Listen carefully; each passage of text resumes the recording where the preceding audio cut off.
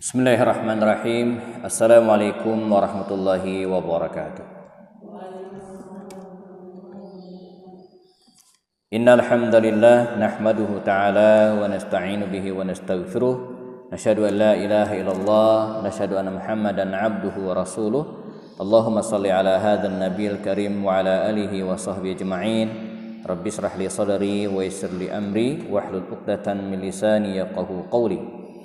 Qala ta'ala fi kitabihil karim, a'udzu billahi minasyaitonir rajim. Bismillahirrahmanirrahim.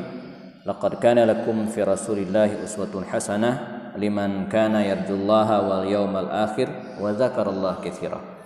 Wa qala ta'ala aydan, innal ladzina ja'u bil ifki usbatum minkum la tahsabuhu syarran lakum bal huwa khairul lakum likulli imri'in minhum maktasaba minal itsm walladzi tawalla kibrahu minhum lahu adzabun adzim. Shadaqallah. Para ibu jamaah Masjid Majelis Ta'lim Al-Mutmainnah, kita bersyukur kepada Allah Subhanahu wa taala pada hari ini di pekan yang keempat kembali kita dipertemukan oleh Allah Subhanahu wa taala dalam kajian rutin kita membahas tentang syarat sahabah atau syarat sahabiah, sejarah hidup para sahabiat. Walaupun ya pandemi corona ya belum sepenuhnya berlalu, tapi di antara kaidah yang saya sering sampaikan ya kepada banyak jamaah, karena kita tidak tahu pandemi ini kapan akan berlalu dan kapan akan selesai, maka kaidahnya sederhana ya. Kita jangan abai ya, tapi jangan juga lebay ya. Jadi jangan cuek ya, karena virus ini memang ada dan beberapa teman kita, rekan kita, tetangga kita banyak yang atau sudah ada yang kena dan banyak juga yang sudah pulih ya. Salah satu ustaz kita, Ustaz Hidayat Nasrun ya, saya dengar juga kena ya, dan dalam pemulihan ya. Beberapa yang lain juga demikian. Ustadz yang dulu rekan kuliah saya juga, Ustadz Agus Salim ya, dia wakil ketua DPRD kabupaten kalau nggak salah ya. Dia juga kabar terakhir juga positif dalam masa pemulihan. Jadi ini virus memang ada. Kita tetap harus waspada ya dengan menggunakan masker terutama di keramaian, menjaga kebersihan kita ya. Jangan biarkan tubuh kita dalam keadaan tidak sehat. Saya dari kemarin agak flu ya, mulai bersin-bersin, maka segera perbanyak ya, minum madu ya, habas sauda dan sejenisnya. Jadi jangan biarkan tubuh kita dalam keadaan down. Dan ini juga sekarang menjadi hikmah tersendiri ya. Ini hikmahnya sendiri, kita jadi lebih care dengan kebersihan ya. Dulu saya ingat pulang dari masjid itu, karena dianggap sudah berwudu dan tangan dianggap bersih, udah nyentuh pisang goreng dan seterusnya langsung aja. Tapi sekarang enggak ya.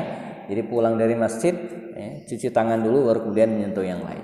Jadi dan alhamdulillah ya, sejak Maret ya sampai sekarang saya kira ya, yang lain juga merasakan ya, tubuh kita lebih seger gitu ya. Olahraga juga demikian, yang selama ini olahraga itu kalau sempat ya, nah sekarang harus dibuat sempatkan olahraga. Minimal seminggu itu 2 atau 3 kali selama 30 menit sampai 1 jam kita harus berolahraga. Ini juga untuk menjaga imunitas tubuh kita, karena menurut kabar virus ini akan menyerang dan membahayakan orang-orang yang kondisi fisiknya sedang lemah ya.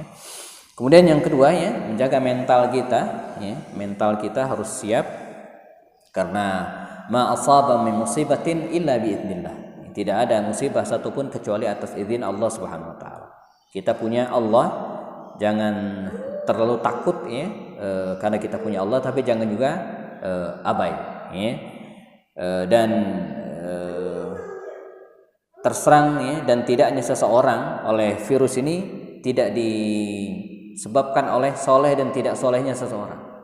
Jadi mereka yang kena ya belum tentu tidak soleh ya.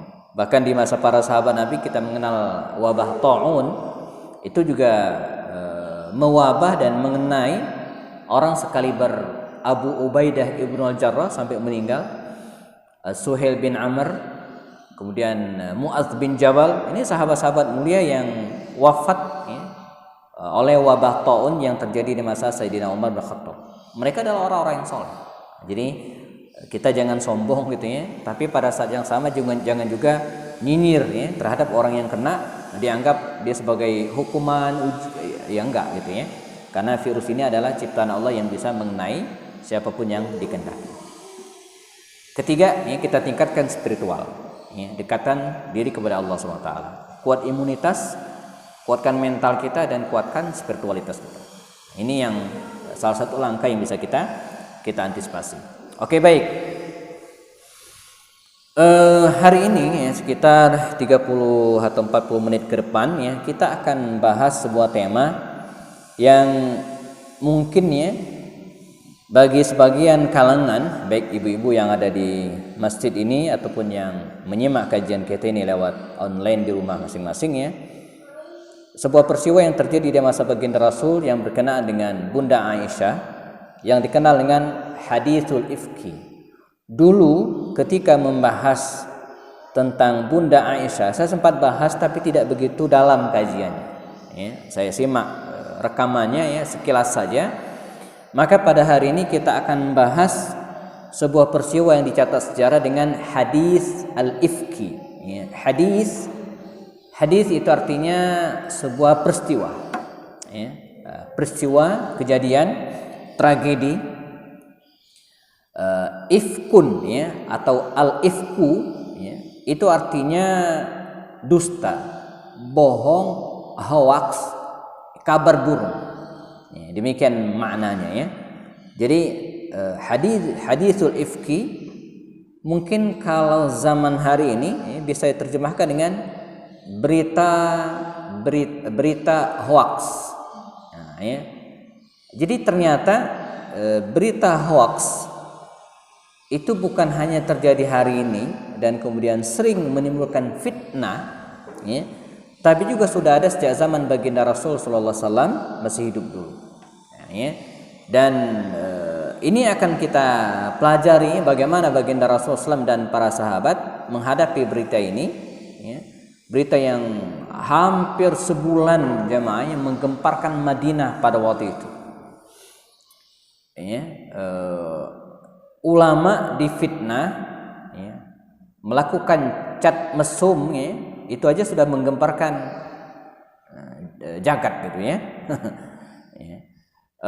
Kemudian ustaz ya, difitnah misalnya menyinyir terhadap Habib, itu aja sudah menggemparkan gitu ya. Nah, ini siapa yang difitnah? Bunda Aisyah ya. Dan fitnahnya enggak tanggung-tanggung ya. Fitnahnya adalah berselingkuh ya. Menyeleweng gitu ya, menyeleweng. Dan faktanya ada. Nah, ini makanya kalau kita bicara tentang hoax itu punya dua makna. Saya terus terang ya, sebelum hal ini terjadi gitu ya, atau kemudian hari-hari ini kita sering disodorkan dengan kata hoax. Saya sudah berkenalan dengan istilah ini sejak tahun 2002 ya, sampai 2007. Atau dari 2000 sampai 2007, 7 tahun saya menjadi wartawan gitu ya. Ini informasi atau berita hoax ini saya sudah sangat paham ya, sangat akrab ya, bahwa salah satu di antara cara kita untuk mengantisipasi ya, jangan sampai menaikkan berita yang hoax ya, melakukan konfirmasi. Nah, jadi hoax itu ada dua. Pertama, hoax atau berita yang memang nggak ada, ya, tapi dikrit, berita dusta. Dia nggak ada. Contoh misalnya, ini menurut pemahaman saya, ya, yang kita hormati dengan segala kontroversinya, misalnya Ustadz Imam Besar Habib Rizik Syihab yang dituduh ya, melakukan cat mesum. Nah, menurut saya ini jenis hoax yang pertama, nggak ada, tapi dibikin, kayaknya Dan nalar kita yang sehat itu membuktikan atau menganggap nggak mungkin itu terjadi. Wong beliau megang handphone aja entah kapan. Boro-boro ada waktu bikin chat mesum gitu kan. Ini kan nggak masuk akal secara logika sederhana. Dan pada saat yang sama juga sesungguhnya melakukan mengcreate chat seperti ini gampang. Kita cuma modal 2 handphone, bahkan 1 handphone bisa, Bu. 1 handphone bikin chat itu bisa. Handphone saya ini saya install 2 WhatsApp, 1 WhatsApp bisnis, 1 WhatsApp biasa dalam 1 handphone. Nomornya 2 tentu saja karena kan handphone biasanya ada yang bisa double card itu bisa di handphone saya ini itu dua WhatsApp. Jadi saya bisa chat sesama saya sendiri dan saya bisa ganti nama saya dengan nama siapapun. Maka biasanya kalau saya mau mengirim pesan ke banyak orang agak banyak kata-katanya, saya bisa sekarang sendiri, karang dulu gitu kan, saya kirim ke handphone saya sendiri di nomor ini. Begitu sudah rapi, baru saya share ke yang lain supaya tidak salah ketik, nggak typo. Kan kalau chat langsung kirim kan takut salah. Misalnya bikin informasi apa misalnya, saya biasanya bikin sendiri, saya kirimnya sebagai draft gitu ke handphone nomor saya sendiri yang beda nomor, tapi 1 handphone bisa. Dan namanya kan bisa kita ganti dengan nama siapapun. Maka ibu-ibu coba silakan cek di handphonenya masing-masing. Nama suami ditulis siapa? Ada suamiku tersayang. Mau siapa? Terserah kita mau bikin siapa. Nanti yang muncul kan nama itu. Ada Ustadz di Bogor dia nanya, Ustadz Afwan maaf bisa minta nomor handphone istri Ustadz gitu kan. Mungkin dia punya kepentingan minta. Biasa kan minta. Itu lucu, Bu, dikirim. Enggak diedit, dia kirim sesuai dengan nama yang di handphonenya. Yang tertulis apa? Istri 2. Ustaz, istri 2 maksudnya istrinya punya 2 nomor. Nah, itu nomor yang kedua. Jadi tapi terkirim di sono gitu kan, itu istri 2. Ini maksudnya apa nih? Ustaz, kok ada istri 2? Maksudnya istrinya punya nomor 2 nomor gitu kan. Nomor 1 dan jadi bukan istri yang 2, istrinya punya 2 nomor handphone. Nah, intinya apa? Bahwa apa yang lakukan dengan chat itu faktanya nggak ada, gitu kan? Tapi bikin. Nah, ini berita hoax yang pertama. Berita hoax yang kedua, dia memang ada, tapi diselewengkan. Nah, ini yang terjadi dengan Bunda Aisyah. Faktanya ada, orang melihat dan clear gitu kan, bukan bikinan. Kalau Roy Suryo itu bisa meneliti bahwa ini asli begitu kira-kiranya. Kalau foto ini bukan Photoshop gitu memang ada, tapi diselewengkan. Diambil. Saya ingat dulu ketika masih wartawan ada informasi yang mengatakan patung Saddam Hussein di Baghdad dirobohkan beramai-ramai oleh rakyat Baghdad. Jadi framing media ingin mengatakan bahwa rakyat Baghdad tidak suka dengan Saddam Hussein. Buktinya apa? Patungnya dirobohin. Itu ditampilkan di foto, ibu-ibu. Itu ramai sekali. Seperti rakyat Baghdad itu ramai-ramai sedang menarik tali dan merobohkan ini. Ternyata ada satu foto, bukan video waktu itu, foto, belum secanggih sekarang. Itu terambil dari jarak jauh. Ternyata ketika dilihat itu paling 50 orang. Tapi dengan kecanggihan seorang wartawan dia bisa foto sedemikian rupa seolah-olah banyak. Nah, mungkin ibu-ibu yang berapa orang ini kalau difoto di sini mungkin bisa lihat rame gitu kan?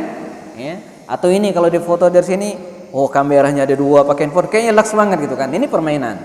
Artinya beritanya ada tapi dipelintir sedemikian rupa seolah-olah sesuatu yang berbeda. Nah, Bunda Aisyah juga demikian, beliau difitnah dengan fakta gitu kan, ditunjukkan walaupun sebenarnya bukan itu yang terjadi. Atau yang terbaru misalnya Ustadz kita dengan segala kontroversi, saya juga mungkin beberapa hal agak tidak sepakat dengan beliau, tapi oke lah tapi dalam hal ini beliau benar Jadi ada Ustadz kita dia fitnah dituduh membuli, menyinyir, menjuluki menista Habib. ya, seorang Habib, bukan Habib Rizik Syihab, bukan. Dengan menampilkan foto dalam Twitternya, Habib itu mengenakan sorban utro, ya, dan kemudian di bawahnya kira-kira tulisannya itu seperti perempuan gitu-gitulah, ya. Nah ini kan menghina seolah-olah bahwa Ustadz ini menjuluki Buya ini seperti perempuan karena menggunakan sorban, ya. Itu yang dipublish, ya. Nah seolah-olah Ustadz ini menghina Kiai ataupun Habib ini. Padahal faktanya bukan begitu. Faktanya adalah ada orang yang men-tweet ke dia, ya, dengan menampilkan bahwa Ustadz ini yang juga menggunakan sorban, ya, disebut seperti perempuan. Nah dia cuma membalas, loh, kok saya dituduh seperti perempuan gara-gara saya menggunakan sorban yang menutup kepala seperti jilbab. Nah, ini juga begitu loh. Nah dia pengen menunjukkan gitu kan bahwa Habib Anda yang Anda agung-agungkan juga berpakaian sama. Apakah dia disebut perempuan? Paham maksudnya Bu ya? Artinya itu berita itu ada, tapi di framing demikian rupa, ya, seolah-olah Ustadz ini memfitnah atau kemudian menuduh, ya, Habib ini. Nah, jadi ini hoax yang kedua, ya. Berita faktanya ada tapi dipelintir sedemikian rupa seolah-olah, ya, dia menghina. Nah ini bahayanya, ya, kita lihat video yang sepenggal, ya, yang 30 menit, ya, atau seperti ceramah saya ini mungkin 40 menit, ya, kemudian diambil klik, itu kemudian dipublish, ya, padahal mungkin bukan itu maksudnya, atau bisa jadi dia memang terpleset, ya, salah ngomong gitu kan, yang kemudian dia ralat pada menit berikutnya. Nah ralat ini potong, yang salah kan ini yang terjadi dengan Dr.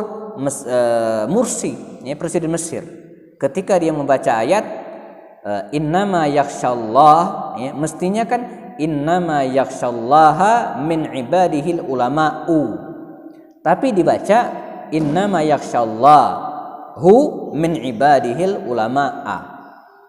Itu bedanya fatal, ya. Nah aslinya innama yakhsyallaha, sesungguhnya yang takut kepada Allah adalah ulama, itu yang benar. Tapi dalam video itu, ya, dibaca bahwa Dr. Mursi, Presiden hafal Quran ini, ya, Presiden Mesir, membaca innama yakhsyallah, ya, hu min ibadihil ulama, yang takut kepada, sungguhnya Allah lah yang takut pada ulama. Kan fatal. Mestinya ulama takut pada Allah, kok dibaca Allah yang takut pada ulama. Nah ternyata kalau kita lihat video utuhnya, dia mencontohkan ini bacaan yang salah, ini yang benar. Nah ini dipangkas, itu fatal. Ada kesan seolah-olah, ya, bahwa dia hafal Quran bohongan, ya, nggak ngerti Quran, mengubah ayat. Wah, nah, ini termasuk hoax juga, ya. Nah bagaimana dengan Bunda Aisyah? Hadisul ifki, ya, atau berita dusta, ya, kabar burung. Ini diawali dengan kisah, ya, setelah perang Khandaq tahun ke-5 Hijriah, baginda Rasul sallallahu alaihi wasallam, ya, mendengar kabar bahwa ada kabilah namanya kabilah Bani Mustaliq, ya, kabilah Bani Mustaliq, sebuah kabilah yang terletak di daerah, ya, mata air, ya, namanya Muraisi', ya. Kabilah Bani Mustaliq. Salah seorang istri Nabi, ya, ada juga yang berasal dari kabilah ini. Pernah kita bahas. Namanya Juwairiyah bintil Harith, dari kabilah ini. Nabi mendengar bahwa kabilah Bani Mustaliq ini, ya, akan menyerang Madinah. Dan Nabi tidak bisa menunggu. Maka dikirimlah utusan mata-mata ke tempat tersebut dan clear. Berita itu bukan hoax, beneran, ya. Mereka sedang menyiapkan, dan sebelum mereka memobilisasi massa untuk menyerang Madinah, kata Rasul, kita dului mereka supaya tidak jatuh korban yang banyak. Kita lumpuhkan mereka sebelum mereka menyerang. Maka berangkatlah baginda Rasul dengan para sahabatnya menuju ke Bani Mustaliq ini, ya, untuk menyelesaikan urusan dengan mereka. Ya, jadi Nabi pengen datang ketemu, ya, dan kemudian diselesaikan masalahnya, pengennya apa? Jangan sampai Anda datang ke Madinah dan kita perang. Nabi tidak ingin itu, ya. Maka datanglah mereka ke Bani Mustaliq ini, alhamdulillah, dan ternyata betul mereka ingin menyerang Madinah. Karena merasa bersalah, maka para petinggi dan kemudian pemuka Bani Mustaliq ini sebagian, ya, melarikan diri, kabur, larikan diri, ya, dari tempat tersebut, sehingga Bani Mustaliq ini berada dalam kekuasaan kaum muslimin. Ya, bisa disebut kalau dalam sebuah peperangan Nabi menang tanpa perlawanan, ya, nyaris tidak ada korban. Nah, ini kecanggihan Rasulullah SAW dalam memimpin pasukan perang. Ini diupayakan tidak jatuh korban, kalaupun ada nggak banyak. Nah, pulang dari perang Bani Mustaliq ini, nah ini ceritanya, Nabi pulang dari kabilah Bani Mustaliq ini, ya, dengan iring-iringan pasukannya dan sebagian tawanan perang yang ikut, gitu ya. Di suatu tempat, ya, Nabi memberhentikan pasukannya. Kata Rasulullah SAW, kita istirahat, ya, agak lama, ya. Maka unta-unta diikatkan, ya, kendaraan mereka diamankan. Waktu itu, ya, Bunda Aisyah radhiyallahu anha ikut, dan ini sebagaimana kelaziman baginda Rasulullah SAW, kalau beliau pergi keluar kota biasanya beliau mengajak seseorang atau beberapa istrinya. Nah, hari itu yang berkesempatan ikut adalah Aisyah. Aisyah, ya, dinaikkan ke atas unta, ya, wa alaihi haudat, yang di atasnya ada haudat. Haudat itu saya pernah jelaskan mungkin sekedup, ya, seperti rumah-rumahan gitu, ya, yang ada di atas unta untuk melindungi dari panas ataupun hujan, ya, sehingga yang ada di dalam itu tidak kepanasan. Biasanya untuk bawa barang-barang berharga yang supaya tidak kepanasan dan kehujanan, atau untuk anak-anak atau untuk wanita, ya.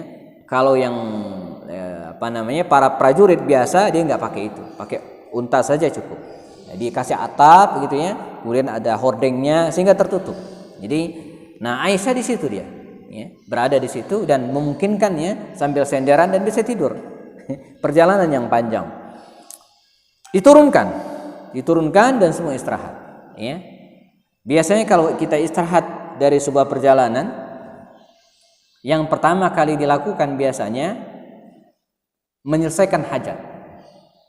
Buang air kecil, buang air besar, bahkan pengalamannya yang tadinya nggak mau buang air kecil tapi karena istirahat jadi pengen pipis. Biasanya begitu, ya. Saya suka bawa rombongan, ya, nggak ada yang mungkin entah nggak ada yang berani ngomong atau kemudian mungkin nggak enak gitu kan, tapi begitu berhenti, ya, walaupun satu yang Ustaz mohon cari tempat berhenti, saya pengen buang air kecil, begitu berhenti itu biasanya nggak satu yang turun, Bu, bisa 3-4, ya. Karena ya, lain ketularan juga. Nah, demikian juga dengan waktu itu, ya, Bunda Aisyah juga demikian, ya, beliau keluar dari sekedupnya ini, ya, dari atas unta ini karena memang sudah diturunkan, beliau keluar. Kala itu tidak ada toilet umum, nggak ada. Karenanya dalam bahasa Arab selain hamam, ya, toilet itu bisa juga selain hamam, mirhat, apalagi, ya, kok saya lupa istilahnya, ya, disebut dengan ada istilah tersendiri, khala. Nah, al khala. Jadi dalam bahasa Arab tempat kita buang air kecil atau buang air besar dalam bahasa fusha dan sopan itu adalah al khala. Astazin, ya, azhabu ilal khala. Saya mohon izin mau ke toilet. Al khala. Al khala dalam bahasa Arab secara makna itu artinya tempat yang sepi. Mengapa tempat air besar, ya, atau tempat buang air kecil disebut dengan al-khala, tempat yang sepi? Karena memang tempatnya sepi. Jadi turun dari kendaraan, ya, mereka berpencar nyari tempat yang sepi. Karena di antara sunnah, ya, buang air besar atau buang air kecil adalah pergi ke tempat yang tidak tercium aromanya orang lain, ya, dan kemudian tidak kelihatan oleh orang lain, ya. Masalahnya itu padang pasir. Nah, kan mesti pergi jauh nyari ya, batu yang agak gedean gitu kan, dan di sanalah masing-masing menyelesaikan hajatnya. Saya ingat sampai sekarang tradisi itu masih ada, Bu. Jadi di daerah Jeddah itu ya, arah ke Mekah, di daerah Hudaybiyah itu kan ada penggembala unta. Sampai sekarang masih ada. Kadang mereka menginap di tempat mereka menggembalakan ternak itu. Ada beberapa video pernah diwawancarai, Anda mandi di mana? Di sini mandinya, ada tempat mandi. Ya. Terus buang air kecilnya di mana? Buang air besar. Dia nunjuk, ini katanya. Di mana saya suka katanya. Di mana buang air kecil? Ini, di mana saya suka. Jadi tinggal digali dan diselesaikan hajat di situ. Nah, mohon maaf, Aisyah dengan yang lain juga demikian, pergi mencari tempat masing-masing dan menyelesaikan hajatnya. Mungkin ada yang buang air kecil, mungkin ada yang buat selesai. Ya. Nah, begitu selesai dia pulang ke tempat sekedup tadi, ya, tempat unta tadi, dan masuklah dia ke dalam tempat itu. Ya. Nah, yang masih berada di bawah, belum dinaikkan ke atas unta. Para sahabat Nabi melihat ketika Aisyah berada di dalam sekedup atau haudas itu ya, sedang merapikan pakaiannya, dia merasa ada yang hilang, kalungnya. Ya. Kalau bapak-bapak itu biasanya cincin. Saya beberapa kali ya kehilangan cincin itu biasa di tempat kamar mandi gitu kan, biasa di tangan ya, kemudian ada yang mengajal dibuka taruh lupa. Nah ini dia kehilangan kalungnya. Dan tanpa berpikir panjang, Aisyah tidak sempat pamit ke yang lain, dia keluar dan pergi tempat dia buang air hajat tadi. Ya, pergi menjauh. Nah, para sahabat Nabi melihat Aisyah masuk, ya, tapi tidak melihat Aisyah keluar. Sehingga ketika Nabi memerintahkan para sahabat untuk bergerak melanjutkan perjalanan, maka diangkatlah sekedup ini tadi, dan Aisyah itu kan badannya enteng, maka dinaikkan ke atas unta dan berjalanlah. Aisyah balik, rombongan tidak ada lagi. Ini namanya ketinggalan unta. Nah, kalau kita biasanya ketinggalan kereta, ketinggalan bus, ini ketinggalan unta. Saya ingin sampaikan ibu-ibu, rumus kalau kita ketinggalan dalam perjalanan seperti itu, ya kalau sekarang gampang, tinggal telepon, WA, oh jemput, saya ketinggalan nih. Ini sekarang. Kalau dulu kan nggak bisa. Ya, nah, rumusnya bagaimana? Kita stay di situ. Jangan kemana-mana. Sebab begitu pasukan tahu, rombongan tahu kita nggak ada, pasti akan dijemput kemana? Ke tempat itu lagi. Kalau kita pergi malah cari-carian. Ya, dan ini yang terjadi dengan bibi saya asli. Saya ada bibi di Tangerang itu. Dia pernah, ini cerita asli Bu, ya, pelajaran bagi kita. Dia naik sepeda motor sama suaminya, om saya, ya, mau entah silaturahim kemana ya. Berhenti di pinggir jalan, isi kuota pulsa. Ya, bibi saya turun, ya, lalu kemudian beli pulsa. Nah, kemudian balik dan duduk ngebonceng lagi di atas motor ini. Ya. Entah bagaimana ceritanya, paman saya nggak nengok, langsung jalan aja. Sekian meter ditengok, istri nggak ada. Ketinggalan di tempat pulsa tadi. Nah, bibi saya merasa ditinggalin, stop angkot, pulang ke rumah. Nah, paman saya merasa istri nggak ada, kemana dia jemput? Ke tempat pulsa tadi, nggak ada lagi. Nah, pertanyaannya siapa yang disalahkan? Begitu pulang ke rumah, kata paman saya, kemana? Kok saya jemput kok nggak ada lagi? Ninggalin saya, udah berantem. Jadi masing-masing merasa benar ya. Om saya merasa benar karena sudah jemput ulang, bibi saya merasa benar. Ditinggalin saya pulang aja katanya gitu kan. Pulang ke rumah naik angkot. Nah, Aisyah enggak. Aisyah duduk di situ nakumullah dan menanti karena dia yakin bahwa Nabi Muhammad atau para sahabat Nabi yang lain akan menjenguknya ya. Ketika dia sedang duduk dan kemudian menutupi wajahnya dengan pakaiannya ya, pada waktu itu ya, di antara kebiasaan Nabi juga dalam iring-iringan ya, beliau selalu menyiapkan semacam tim penyisir. Dan bagusnya begitu. Ini rombongan besar, maka di belakang ini ada 2-3 orang ya, nyisir dari belakang. Siapa tahu ada barang yang jatuh dan seterusnya ya. Dan betul ya, ketika pasukan sudah jalan ya, yang bertugas waktu itu namanya Sofwan bin Mu'attal. Ya, begitu dia datang, dia kaget. Ada wanita menggunakan kerudung ya, menutup dirinya. Inna lillahi wa inna ilaihi raji'un katanya. Ya, ada perempuan ya, dan dari bentuk fisiknya dia bisa tahu ini adalah Aisyah. Ini adalah Aisyah. Karena dulu sebelum hijab diwajibkan kepada para akhwat, para muslimah, ya, dia pernah melihat Aisyah. Jadi dia tahu ini Aisyah. Maka ya, Safwan bin Mu'attal ini yang naik unta ini segera turun dari untanya dan tidak mungkin membiarkan Aisyah sendirian. Dia segera menyodorkan unta tersebut, ya, dia turun dan kemudian unta itu disodorkan kepada Aisyah dan tidak ada kata yang lain yang diucapkan kecuali kalimat istirja. Inna lillahi wa inna ilaihi raji'un. Maka naiklah Aisyah ini rahimakumullah ke atas unta ini dan kemudian oleh Safwan bin Mu'attal dituntun sampai gerbang Madinah. Pemandangan Safwan bin Mu'attal menuntun unta dan di atasnya ada Aisyah hanya berdua saja. Ini difoto kalau sekarang ya oleh orang-orang munafik dan kemudian diviralkan. Ya, sebaran pertama no caption, nggak ada keterangannya gitu kan. Tapi begitu yang nyebarkan yang kedua itu sudah ada captionnya. Siapa tuh? Pendek banget tuh, siapa tuh gitu kan. Nah, sebaran yang ketiga terus, ya, dan akhirnya saat Madinah itu ini gempar dengan isu Safwan bin Mu'attal, ya, pergi berdua dengan Aisyah. Clear, banyak saksinya. Safwan bin Mu'attal, ya, kemudian sengaja pulang berdua dengan Aisyah dari Bani Mustalik dan kalimat-kalimat yang lainnya menggemparkan kota Madinah Al-Munawwarah. Bunda Aisyah waktu itu karena kecapean, ya, qadarullah sakit sehingga beliau tidak sempat mendengar isu tersebut dan tidak sempat juga mengklarifikasi. Ya, sama seperti kita menyebar informasi kemana-mana tapi kita tidak buka WhatsApp, tidak lihat Facebook, kan nggak tahu, ya, apa yang terjadi di luaran. Nah, demikian juga dengan Aisyah. Ya, yang sulit posisi baginda Rasul sallallahu alaihi wasallam, ya. Dan dalam hal ini alhamdulillah kita belajar dari Rasulullah dan ini poinnya bagaimana mengelola, ya, informasi-informasi yang datang, ya. Langkah pertama yang dilakukan oleh baginda Rasul dan saya kira ini contoh bagi kita semua adalah melakukan apa disebut dengan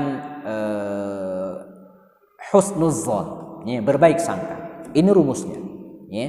Jadi kalau kita melihat, mendengar, dapatkan informasi ada saudara kita yang kita kenal selama ini baik, langkah pertama kita adalah husnudzon, berbaik sangka. Ya. Baik sangkanya apa? Pertama, ya, dia tidak mungkin melakukan hal itu. Ini baik sangka kita. Ya. Kemudian baik sangka yang kedua, mungkin dia melakukan itu, ya, tapi mungkin faktanya enggak seperti yang diisukan. Yang kedua, ya. Kemudian yang ketiga adalah mungkin dia melakukan itu tapi mungkin terpleset, enggak sengaja. Nah, ini dalam konteks hari ini gitu kan. Jadi kalau kita mendengar ada seorang ustadz, siapa tokoh yang kita kenal selama ini baik, tiba-tiba diisukan dengan isu-isu negatif. Langkah pertama kita tetap husnudzon, berbaik sangka. Ya, tidak boleh menuduh sembarangan, ya. Nah, clear, ya. Langkah berikutnya adalah apa? Melakukan check and cross check, ya. Dalam bahasa Al-Quran disebut dengan fatabayyanu, ya, tabayyun, ya.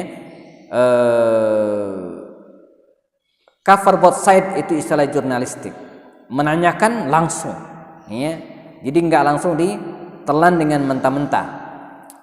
Makanya dalam dunia online hari ini, ya, saya sering sampaikan kalau kita mendapatkan informasi di WA khususnya, apa yang masuk ke handphone kita itu tidak semua harus di-share, ya. Kalau kita dapat informasi apapun, enggak semua harus di-share. Ini persis seperti sabda Nabi, laisa kullu ma tasma', tidak semua yang kita dengar, Bu-ibu, itu harus disampaikan. Ya. Makanya hikmahnya apa? Allah itu menciptakan kepada kita dua telinga supaya lebih banyak yang kita dengar. Dengar aja. Mendengar mah dari mana aja. Mata dua supaya kita bisa melihat banyak hal. Tapi lisan kita, mulut kita satu. Supaya apa? Supaya kita terjaga untuk tidak menyampaikan semua apa yang kita dengar dari siapapun. Ya. Mata kita, telinga kita, khususnya telinga dalam keadaan open, terbuka. Ya. Mata kita terbuka kecuali tidur ya, tidur tertutup ya. Sebagian, ada juga yang tidur matanya tetap terbuka ya. Tapi mulut kita itu dalam keadaan tertutup. Artinya apa? Kita memang harus banyak mendengar dan mengurangi bicara. Ini terutama dalam hal berita. Jadi kita kalau berita itu ada, kita saring dulu, kita konfirmasi dulu, clear, bener nih beritanya, udah perfect, betul gitu kan. Tetap kita harus pikir ulang, apakah ini kalau kita share mendatangkan manfaat atau justru akan menimbulkan kegaduhan. Saya secara pribadinya sangat sering ya, menulis status di Facebook, kadang gatel aja Bu, pengen ngomentarin aja gitu kan, pengen aja gitu. Jadi sesuatu yang ganjil dan kemudian menurut kita salah dan harus diluruskan, itu tidak jarang saya sudah menulis, sudah tinggal send lagi, post, tinggal ketik, kayaknya nggak ngelayan, udah hapus aja, udah selesai, ya beres gitu ya. Nah ini kecuali kalau kita emang profesinya sebagai jurnalistik atau jurnalis ya, yang emang memberitakan kepada banyak orang, itu pun harus benar. Nah, Nabi melakukan hal itu, husnuzon, ya, berbaik sangka kepada Aisyah radhiyallahu anha, dan langkah yang tadi itu apa lagi? Mengkonfirmasi ke beberapa orang. Ya. Maka kalau kita lihat hadisnya, ya, Nabi sempat bertanya kepada beberapa orang sahabatnya pada beberapa level usia. Misalnya Nabi bertanya kepada Abu Ayyub Al-Ansari dan istrinya. Ini level emak-emak, bapak-bapak ya. Yang kedua ya, Nabi juga bertanya kepada Usamah bin Zaid. Ini level anak muda ya, anak muda ya. Jadi Nabi pengen tahu juga ya, bagaimana menurut anak muda ya tentang isu seperti ini ya. Saya yang usianya sudah 40 tahun sekian ini, kadang menyikapi sebuah masalah, saya suka bertanya kepada anak saya yang SMA dan kemudian kuliah ya, semester 2 ya, hari ini ya. Dan begitu cara memahami karakter anak-anak. Kalau kita kan sudah beda usia, termasuk dalam menyikapi mahasiswa. Dan itu hikmahnya luar biasa. Ya, termasuk misalnya saya suka nanya ya, Arini namanya, Arin, kalau mahasiswa itu senang dosennya datang tepat waktu atau senang dosennya telat? Ya kan? Apakah rata-rata mahasiswa itu kalau dosennya telat dia senang atau sebaliknya? Nah, mereka mengguru tuh. Itu jawabannya luar biasa, senang katanya. Jadi mahasiswa itu senang kalau dosennya telat datang. Beda dengan kita kan ibu-ibu kan, coba kalau ustadznya telat datangnya parah, wah kita udah nunggu lama. Kalau mahasiswa itu enggak, senang deh kalau dosennya telat. Ini kan penting untuk diketahui ya, tapi bukan berarti kita harus telat terus. Ya. Terus kalau dosennya tiba-tiba enggak datang, senang enggak? Udah siap semua gitu kan. Dapat WA bahwa tiba-tiba ya, saya dosennya tiba-tiba nggak bisa datang, entah ada keluarga yang sakit atau musibah terusnya. Senang nggak? Saya tanya ke anak-anak Bu, penting apa katanya? Kalau ngasih taunya dadakan, itu mahasiswa rata-rata dia senang. Tapi kalau ngasih taunya dari pagi, mereka senang. Beda kasus gitu ya. Jadi kalau misalnya mereka sudah ngumpul semua di kelas, kemudian dosen mengatakan tiba-tiba nggak datang, itu mereka kecewa karena mereka sudah menyiapkan waktu. Kalau di luar pandemi mereka sudah uang keluar transportasi gitu kan. Tapi kalau di pagi sampaikan bahwa dosen nggak datang, ya, mereka senang karena libur ya. Nah jadi beda kondisi. Nah, kita sebagai orang tua kan kadang nggak bisa ya, menerka hal-hal itu. Dan banyak kasus-kasus yang suka saya tanyakan kepada anak-anak. Nabi juga bertanya kepada Usamah tentang hal ini. Nabi juga bertanya kepada menantunya yaitu Ali bin Abi Thalib, dan dari semua ini ya, dirangkum oleh baginda Rasul SAW ya, dan pada puncaknya tentu saja Nabi bertanya kepada Aisyah. Ini Nabi bukan tidak percaya kepada Aisyah. Nabi bisa to the point datang kepada Aisyah dan disangkal selesai. Ya. Tapi Nabi sedang memberikan apa disebut dengan at-tarbiyah, pendidikan kepada kita. Ya, bahwa kita perlu menyerap informasi dari semua kalangan dan itu pelajarannya. Nah, jadi second opinion Ya. Jadi bukan satu. Sebab kalau satu, ya, kalau Aisyah jelas clear. Tapi kalau orang lain bisa jadi dia nggak jujur misalnya kan, maka perlu ya ada informasi-informasi tambahan untuk menguatkan ya atau untuk mendapatkan keseimbangan dari satu informasi. Ya. Nah, jadi rumah si fulan kebakaran. Kenapa? Ya. Kita mungkin bisa bertanya ke pemilik rumah. Kita mungkin juga harus bertanya kepada tetangganya. Itu kan? Kita juga harus bertanya kepada satpam ya, untuk melengkapi informasi ini. Gitu ya. Nah, Nabi juga demikian ya. Nah, saat itu bagaimana dengan Aisyah? Aisyah nakumullah ketika dia dalam keadaan sakit dan kemudian ada salah seorang ya pembantunya ya, seorang pembantunya membantu Aisyah radhiyallahu anha ya merapikan rambutnya, dan pembantunya ini ya sempat ya mengabarkan kepada Aisyah tentang hal ini. Nah, jadi kadang ya informasi-informasi bawah tanah yang berseliweran di masyarakat itu justru kita dapatkan dari yang seperti ini, dari para pembantu. Coba rumah besar, orangnya tertutup eksklusif. Nah, di situ kan ada pembantu. Biasanya kita dapat informasi dari pembantu kita yang ngobrol dengan pembantunya dia. Itu tahu semua tuh isi dalaman rumah ini. Makanya kita harus selektif juga memilih pembantu gitu kan. Sebab dia tahu persis apa yang ada dalam rumah kita, Bu. Ya kan? Kadang saya dalam hitungan cepat, mohon maaf, ya, kadang enggak selalu. Ya. Tapi pembantu saya kan udah ibu-ibu, udah ini, bukan gadis, bukan apa ya. Kadang dari kamar mandi saya pakai baju kaos, kemudian langsung masuk ke kamar gitu kan. Artinya walaupun tertutup semua aurat saya gitu kan, tapi saya ingin sampaikan dia yang tahu seisi dalam rumah kita, yang tahu tempat tidur kita seperti apa, yang tahu bahwa kita jorok, yang tahu kita kalau habis makan itu piringnya taruh di tempat meja makan, nggak pernah ditaruh ini cuci piring, dia tahu semua itu, pembantu gitu ya. Jadi kita harus mengkondisikan mereka ya, kemudian tidak semua kita harus sampaikan ke dia ya, ada hal-hal yang harus kita tutupi. Jangan sampai kita berantem di depan pembantu. Karena pembantu nanti akan cerita ke tetangganya dan bocor isi rumah tangga kita. Aisyah tahu bahwa dirinya difitnah dari seorang pembantunya ini.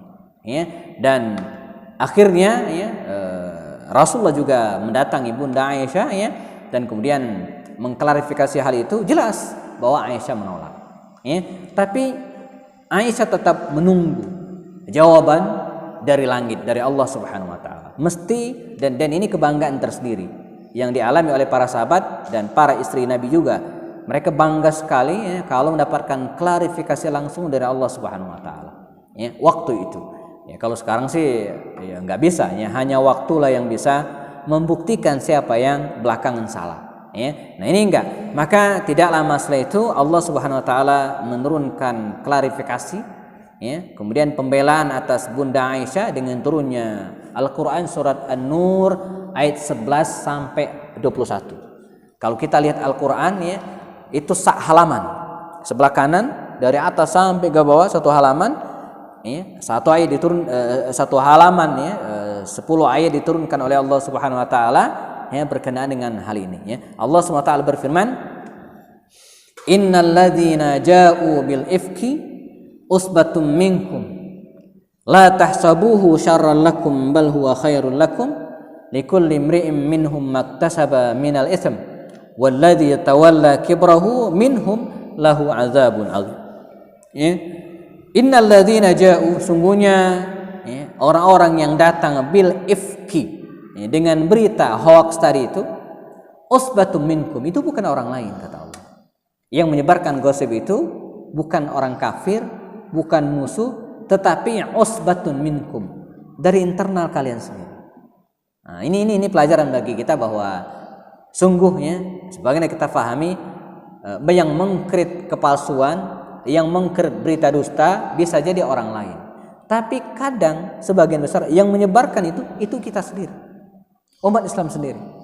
Yang rajin share itu adalah orang kita sendiri. Usbatun minkum kata Rasul. Kata Allah SWT dalam ayat ini ya, usbatu minkum, la tahsabuhu syarran lakum, ya, janganlah kalian mengira, kata Allah, tragedi ini, peristiwa ini syarran lakum, itu buruk, ya. Bal huwa khairul lakum, tapi ada hikmah, ada kebaikan di dalamnya.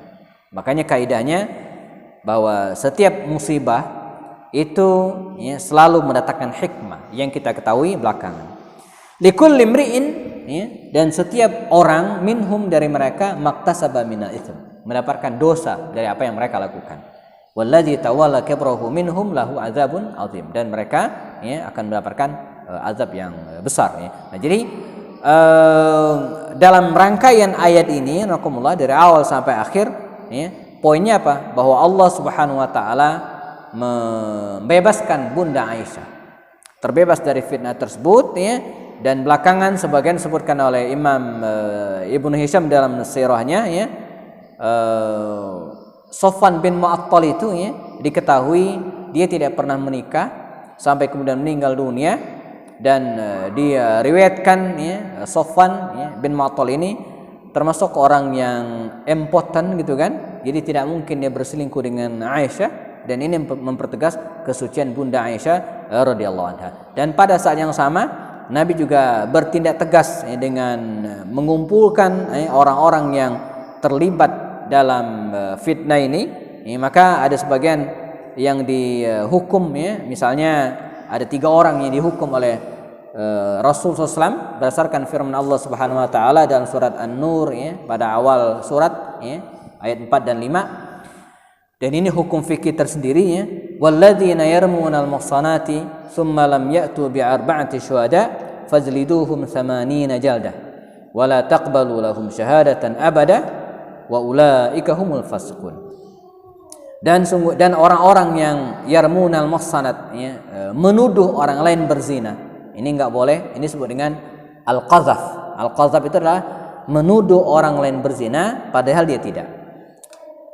Summa lam ya'tu bi arba'ati syuhada, yang nuduh tadi tidak bisa mendatangkan 4 orang saksi, ya. Fajliduhum, maka cambuklah mereka 80 jaldah, 80 kali. Wala taqbalu lahum syahadatan abada, dan janganlah terima persaksian mereka selamanya. Wa ulaika humul fasiqun, mereka lah orang-orang yang fasik. Maka ditelusurilah dan terkumpullah 3 orang.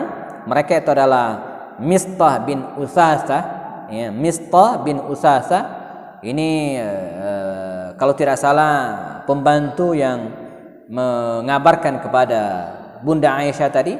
Kemudian yang kedua adalah Hasan bin Thabit, ini seorang penyair, ya. Kalau sekarang posisi penyair itu seperti wartawan yang menyebarkan isu baik positif ataupun negatif, ya. Dia yang megang media, para penyair. Hasan bin Thabit. Yang ketiga, ya, Hamna bin Jahsh. Nah, ini masih kerabat baginda Rasul dari pihak istrinya Zainab binti Jahsh. Hamna binti Jahsh. Nah, 3 orang ini, ya, akhirnya dihukum, ya, dengan hukuman cambuk selama sebanyak 80 kali untuk menghukum mereka yang terlibat dalam penyebaran gosip atau informasi yang dusta ini. Dan ini dalam kajian fikih disebut dengan haddu qazaf, ya, hukuman bagi orang-orang yang menyebarkan informasi dusta, ya. Nah, setelah hampir lebih dari 20 hari atau hampir sebulan namanya, semua sudah clear, ya, bahwa Aisyah, ya, tidak pernah melakukan perbuatan seperti itu, seperti yang dituduhkan. Dan yang menariknya bahwa orang-orang munafik yang pertama kali menyebarkan isu ini, anakumullah, itu semakin tidak mendapatkan tempat di hati kaum muslimin, ya. Abdullah bin Ubay bin Salul, pimpinan atau gembong orang-orang munafik pada waktu itu, ya, seperti terbuka kedoknya dan selalu membuat informasi-informasi yang salah.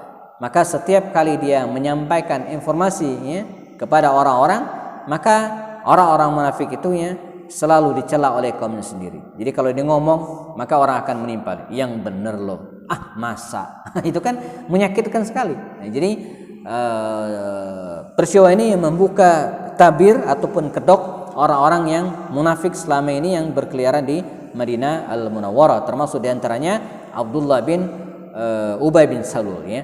Ditambah lagi ya dengan beberapa peristiwa lain bahwa Abdullah bin Ubay bin Salul ini pernah mengatakan dalam perjalanan yang sama, katanya nanti kalau tiba di Madinah ya kita akan mengeluarkan ya, mengusir para pendatang ini, maksudnya Nabi dan para sahabat ya. Nah, salah seorang anak muda waktu itu sempat melaporkan kepada Rasul tentang ungkapan Abdullah bin Ubay bin Salul ini, lalu dipanggillah dia, dipanggil oleh Rasul dan kemudian diklarifikasi, betul nggak Anda nyampaikan ini? Dia bersumpah, wallahi saya tidak menyampaikan itu, padahal dia mengatakan itu ya. Maka sempat anak muda yang melaporkan ini ya sempat dipojokkan oleh kaum muslimin ya, bahwa kesannya dia sudah melaporkan hal yang tidak benar, padahal benar. Maka turunlah firman Allah Subhanahu wa taala ya, setelah peristiwa ini dan peristiwa yang tadi disampaikan, Allah menurunkan surat Al-Munafiqun dari awal sampai akhir. Idza jaa'al munafiquna qalu nashhadu innaka la rasulullah wallahu ya'lamu innaka la rasuluhu wallahu yashhadu innal munafiqina lakadzibun. Dalam surah Al-Munafiqun ya. Dan baginda Rasul zaman Rasulullah hampir setiap Jumat pagi baca surat ini subuhnya. Jadi ketika Nabi membaca surat ini seolah-olah ingin membuat ya panas gitu kan hati orang-orang munafik, karena ayat ini berhubungan dengan tingkah laku mereka. Nah, jadi Jumat ya Nabi baca surah Al-Jumu'ah, pada ayat yang kedua Nabi baca surat Al-Munafiqun ini. Jadi ketika mereka mendengar Nabi baca ayat ini, mereka tersinggung sendiri dan posisi orang-orang munafik ini semakin lama semakin terjepit dan sempit ya. Kemudian sebagai tambahan terakhir, pada zaman hari ini rahimakumullah ya, kita diberikan ujian yang luar biasa, diantaranya adalah ujian berita hoax yang berselewaran di kita, yang bisa masuk ke kamar kita karena kita bawa handphone kemanapun kita berada. Karena itu sebagai warning bagi kita ya, kita hendaklah selalu pilih-pilih dalam melihat, membaca berita, tidak begitu percaya begitu saja kepada berita-berita yang disebarkan ya. Karena siapapun hari ini bisa jadi wartawan, siapapun bisa menulis apapun di media sosial. Jadi tidak semua bisa ditelan mentah-mentah. Andai pun informasi itu benar ya, maka kita harus tahan, jangan sampai kita menyebarkannya jika tidak ada manfaatnya ya. Karena semua yang kita sampaikan itu akan diminta pertanggungjawaban, dan demikian juga dengan tangan-tangan kita. Semua yang kita share itu akan dimintai pertanggungjawaban oleh Allah Subhanahu wa taala. Apakah baik mendatangkan hikmah atau justru ya akan membuat kisruh dalam kehidupan masyarakat. Nah, baik, ini ya sekilas tentang hadisul ifki ya, yang sempat mengguncang rumah tangga baginda Rasul terkait dengan dituduhnya Bunda Aisyah yang telah melakukan perselingkuhan dengan Sofwan bin Mu'attal pada saat itu. Kita ada waktu sekitar 10-15 menit sampai jam 11-an. Jika ada yang ingin dikonfirmasi, ditanyakan tentang hal ini, di antara ibu-ibu yang hadir di majelis ini, dipersilakan. Silakan kalau ada, monggo ibu.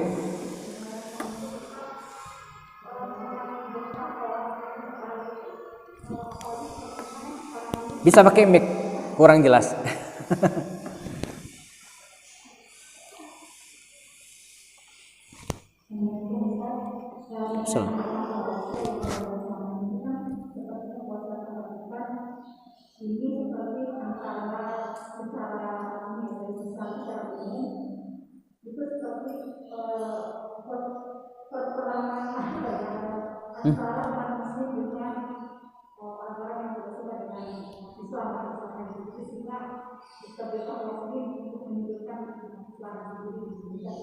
Nah, apabila kita mendapatkan berita seperti itu, jadi akan ini mungkin gitu ya.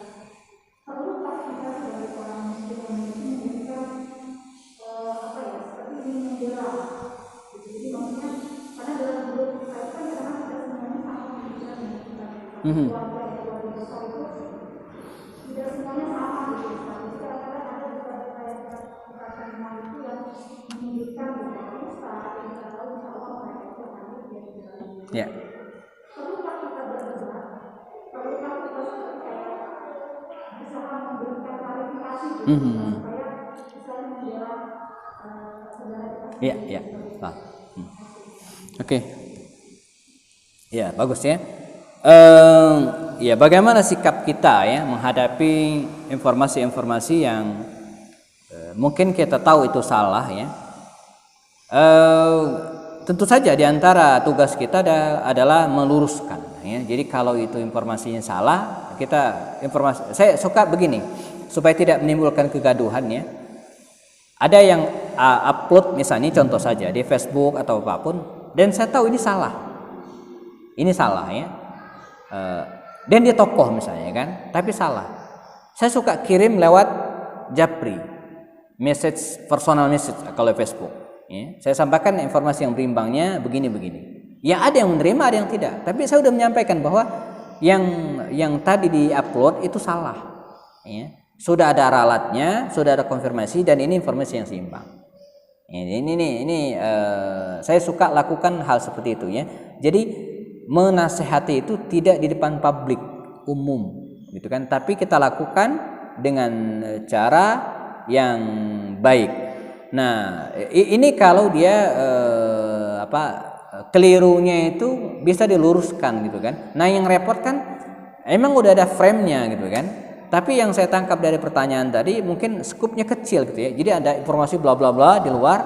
Kemudian bagaimana kita menyampaikan hal itu kepada orang-orang dekat kita mungkin Bu ya, keluarga. Kita sampaikan apa adanya. Jadi tidak mesti membela tapi apa adanya ya. Misalnya contoh saja kalau boleh menyebut kasus misalnya tentang chat mesum yang tadi itu kita foto. Sampaikan kalau saya ketemu orang dan ngomong itu, saya akan sampaikan. Itu enggak benar. Saya sampaikan bahwa pertama beliau tidak mungkin melakukan hal itu. Karena megang handphone juga entah kapan dia WhatsAppan. Setiap kali saya beberapa kali telepon, itu bukan dia ngangkat, tapi stafnya, keluarganya baru dikasih ke dia. Enggak, saya belum ketemu langsung, halo langsung dia ngangkat enggak. Nah pertanyaannya, kalau dia megang handphone entah kapan dia akan chatnya? Satu. Yang kedua, secara logika, ya enggak mungkin ya seorang ustadz, ulama yang kita hormati ya melakukan hal-hal seperti itu yang tidak ada gunanya. Enggak ada guna sama sekali. Ditambah lagi dengan yang ketiga, betapa gampang siapapun bikin kasus seperti itu, bahkan dengan satu handphone pun bisa. Jadi apalagi sekarang sudah keluar SP3-nya dan mengatakan bahwa kasus itu di close, kan selesai. Jadi kita sampaikan apa adanya tanpa ngotot ada kesan kita membela, tapi kita objektif saja. Disitulah tugas saya diajari di wartawan dulu, kita di jurnalistik, bahwa Anda itu wartawan, bukan pengamat, bukan pembela, bukan juga penuntut. Posisikan diri Anda sebagai orang yang menyampaikan apa adanya dari kedua sisi. Walaupun kita tidak senang dengan dia, tapi informasi dari dia itu tetap kita harus tampilkan sebagai penyeimbang dari berita yang ada.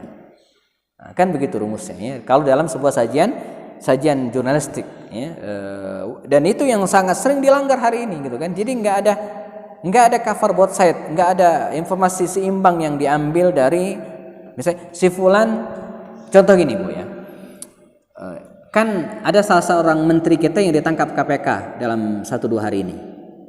Nah di antaranya yang ikut dalam pesawat itu adalah Pak Ali Mukhtar Ngabalin, kalau sebut nama. Itu framing di media sudah disebutkan bahwa dia terlibat ditangkap oleh satu pesawat. Nggak bisa kita tulis seperti itu. Sebelum kita nanya ke dia, kita telepon dia, Pak Ali, betul nggak Anda ditangkap juga KPK?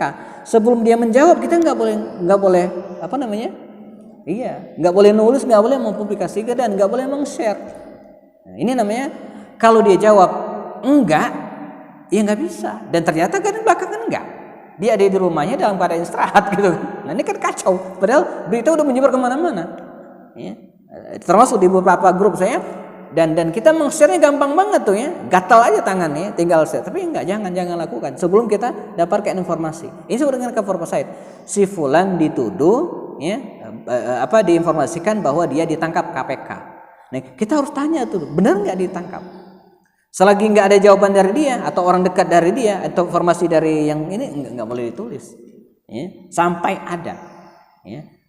Malah kalaupun terpaksa banget dan ini informasinya kalau dalam bahasa jurnalistik itu bukan eye catching ya.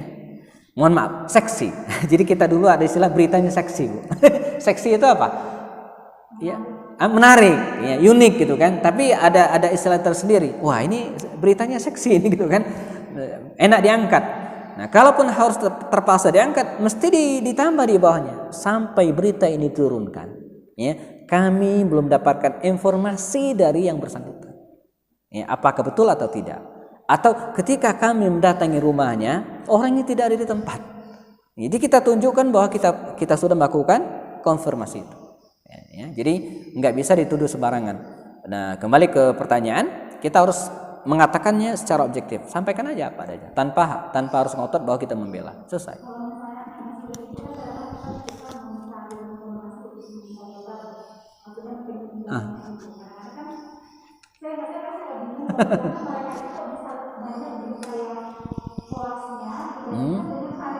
Ya. Ya.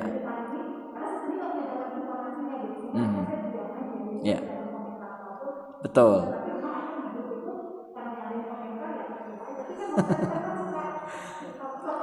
Ya. Betul.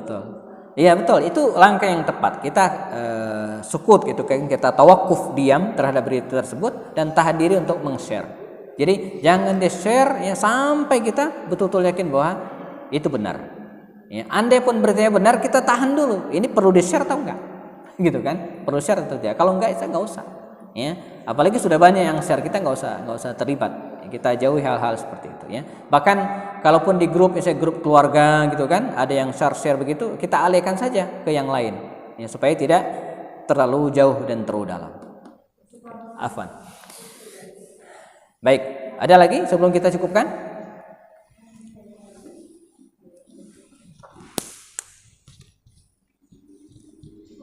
Cukup ya. Oke, baik ibu-ibu sekalian, kalau tidak ada lagi kita cukupkan kajian pada pagi hari ini. Semoga bisa memberikan pencerahan kepada kita semua untuk mengambil sikap yang benar. Jazakumullah jaza, dan saya kembalikan kepada moderator lagi. Demikian dari saya. Assalamualaikum warahmatullahi wabarakatuh.